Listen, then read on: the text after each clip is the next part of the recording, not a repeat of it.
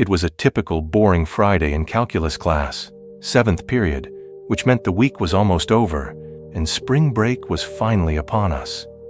I could sense the restlessness among my classmates. Unlike many of my friends, we didn't have a test that day. Our laid-back teacher decided to play games with us on Sporkle.com. While we were engaged in a brand logo quiz, I remember the exact moment everything changed.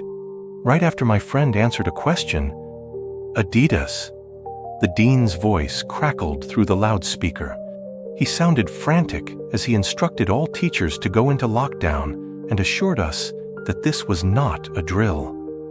Chills ran down my spine as our usually calm teacher appeared panicked, rushing to turn off the lights and ushering us into the back corner of the room. We sat in silence for about 2 minutes until the buzzing from the panel in the back of the room suddenly ceased, indicating the school had cut all power. We exchanged worried glances, realizing the gravity of the situation. After a few more minutes of waiting, we heard a man screaming at the top of his lungs in the hallway.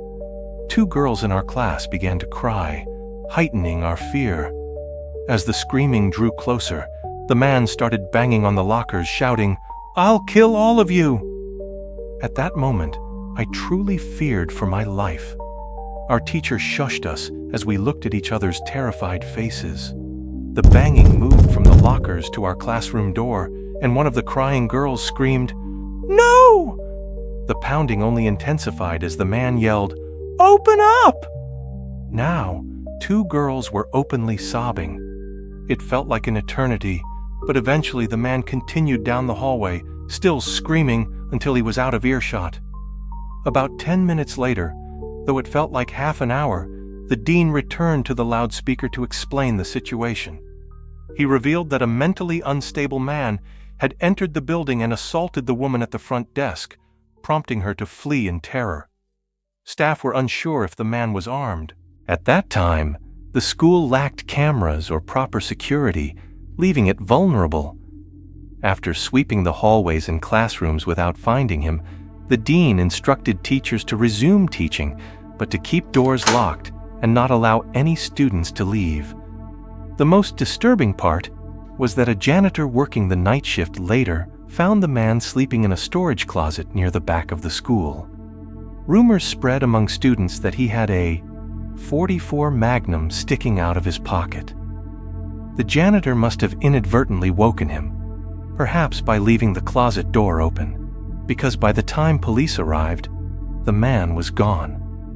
To this day, my entire class has no idea if he was ever found, but I like to believe he's receiving the help he needs. My school has 2 lunch periods, the first for all 6th graders and some 7th graders, and the second for the remaining 7th graders and all 8th graders. The lockdown occurred in early October on an overcast, rainy day.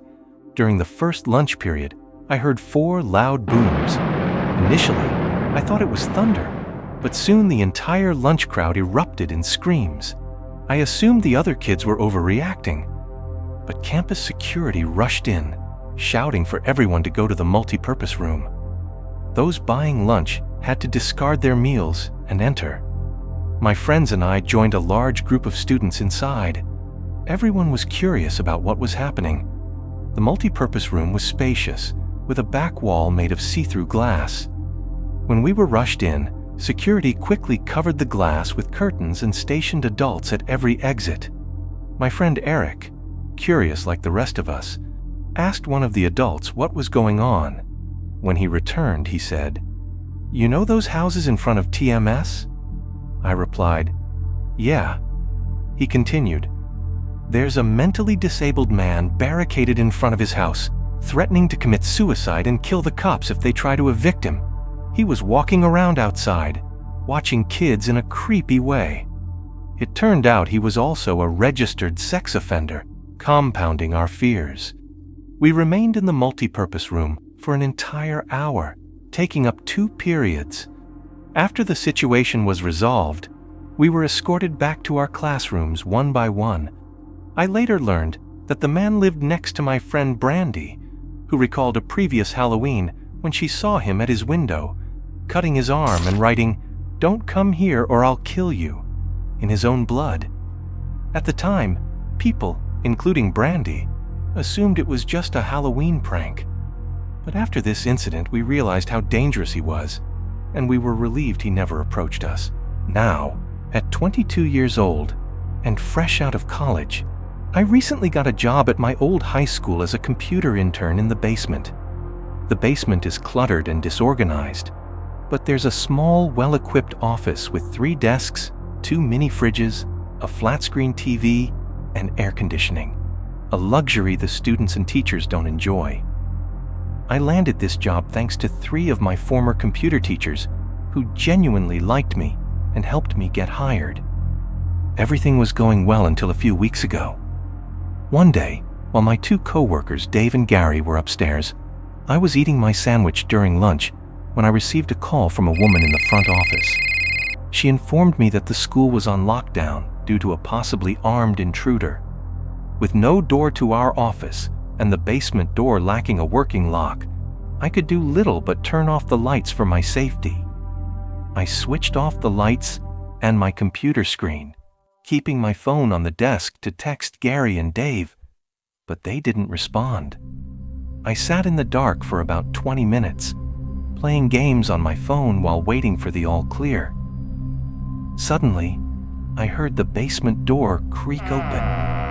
As footsteps approached my office, I instinctively crawled under my desk, my heart racing. Someone entered the office but didn't turn on the lights. The silence was deafening. I felt paralyzed with fear, thinking that any noise I made could be fatal. Just then, my phone dinged with a text message. I felt my heart drop as I realized I could be discovered at any moment. The footsteps moved closer, and I finally crawled out from under the desk, pleading for my life.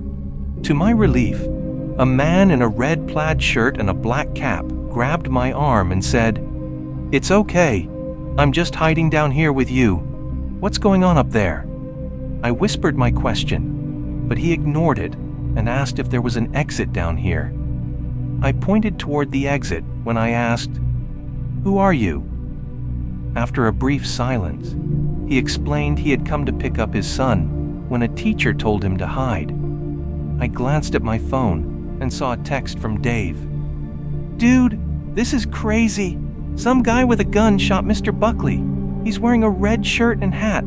Whatever you do, don't come upstairs." I was about to read the text aloud to the man when I suddenly felt a wave of dread. I looked up and noticed his suspicious demeanor. Panic surged through me, and without thinking, I bolted for the stairs. A gunshot rang out, and I heard the bullet ricochet off something metal in the darkness, narrowly missing me as I made it upstairs.